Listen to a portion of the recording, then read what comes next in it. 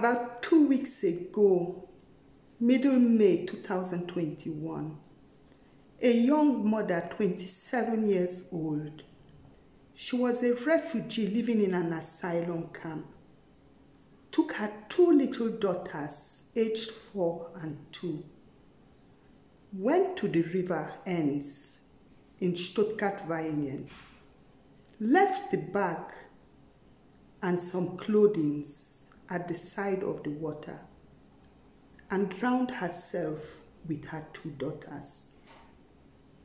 It was a woman that was going jogging that saw the items at the bank of the river and called the police. And eventually the police was able to fish out the 3 lifeless bodies, the mother and her 2 daughters. What goes on in the mind of a mother that she would decide to kill her own child or children? How desperate can a parent be? How disillusioned? What kind of feelings can a parent have to kill their own child? In fact, this is something that most of us can never comprehend and understand, because most of us would give up our life for our children. And here you see that there are some parents that actually decide to kill their children. And in very many cases, they decide to die, to commit suicide and die with their children. There's another case in Germany that is now in court. This is a case that shook not just Germany, but also the world. A young mother, also 27, a German woman, that had 6 children from 3 men.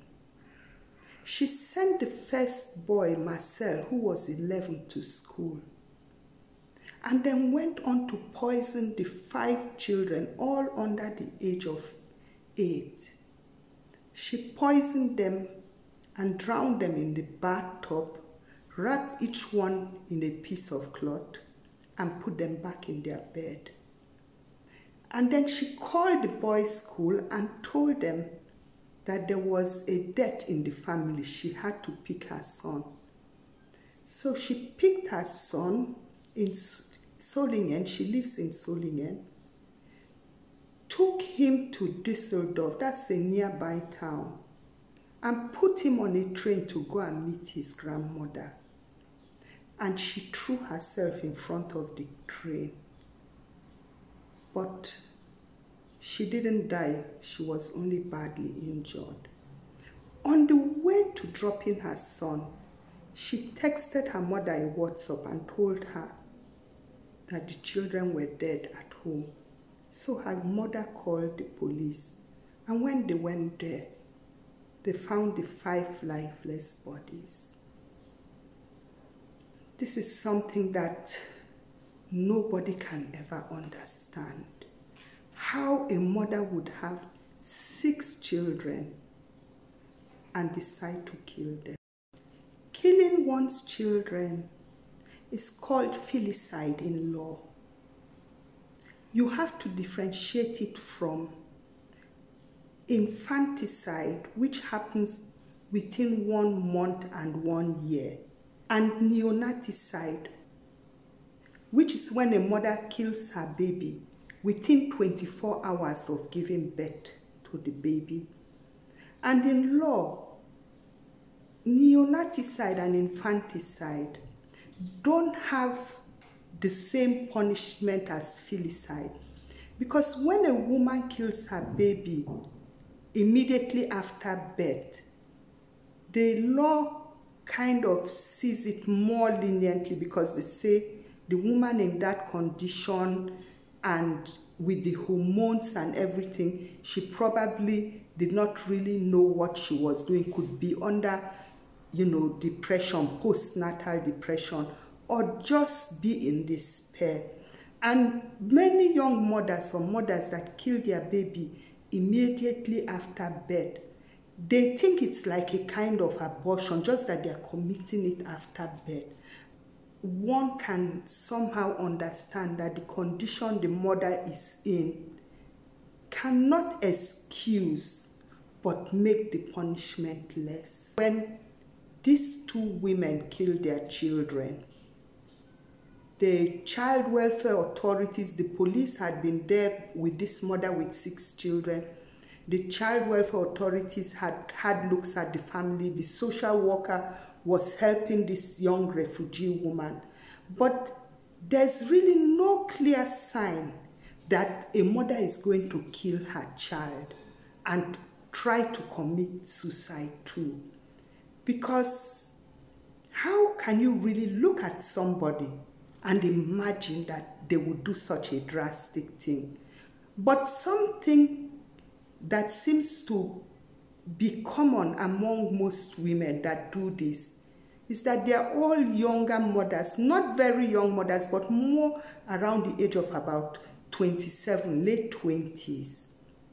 Secondly, most of them have experienced a separation from a partner, a kind of rejection.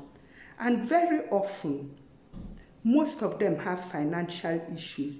It's not even necessarily that they are very poor, but it could just be women that don't have regular access to money or can't quite afford what they want to, or maybe struggling a few days, the money has run out for food and they get desperate.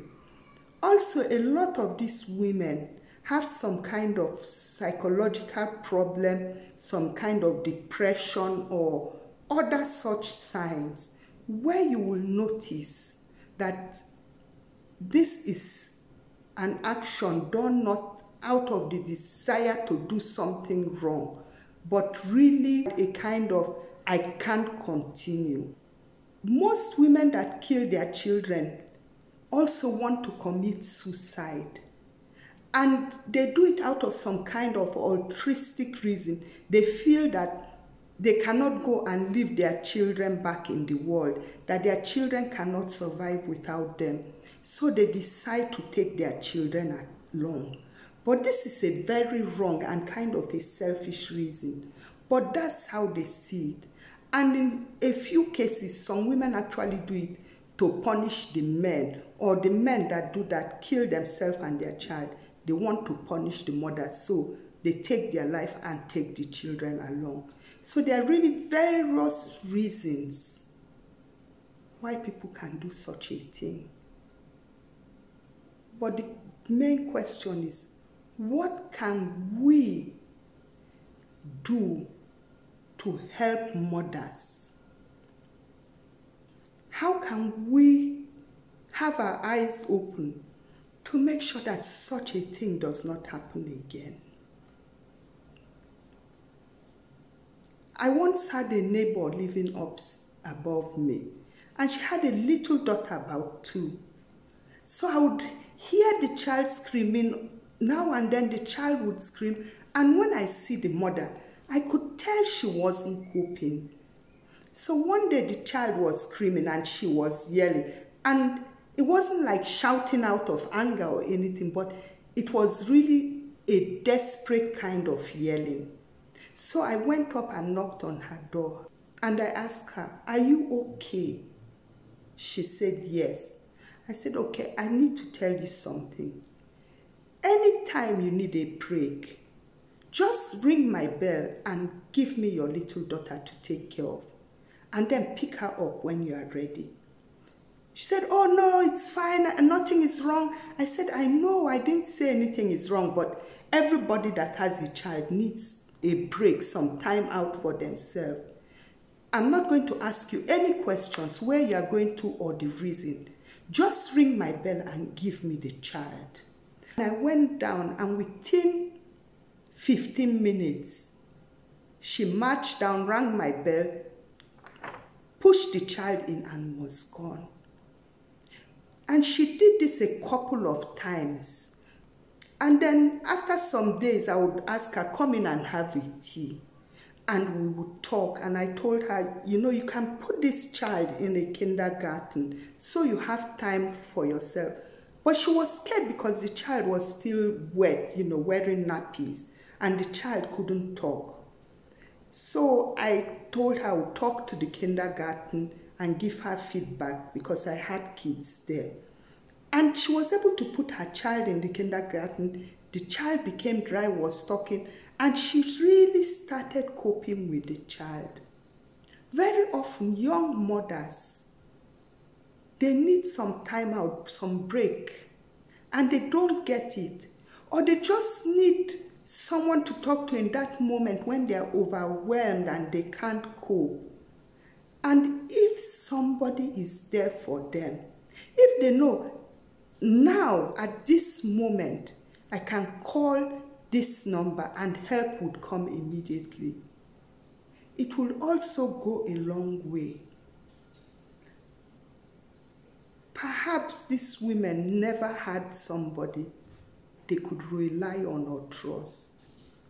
And this is where we in the society can help.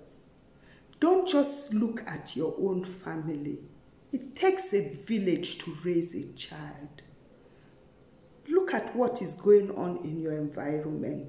For us in diaspora, look at the young mothers, especially older mothers. Look at the younger mothers. Look at where they have their challenges. How you can bring yourself in and help, give advice, even offer to take the child at times, without condemning, without preaching, without knowing it better, just to be there for this young mother, where and how she needs it, so that we all can play a part in allowing these innocent souls to have a chance to live on earth.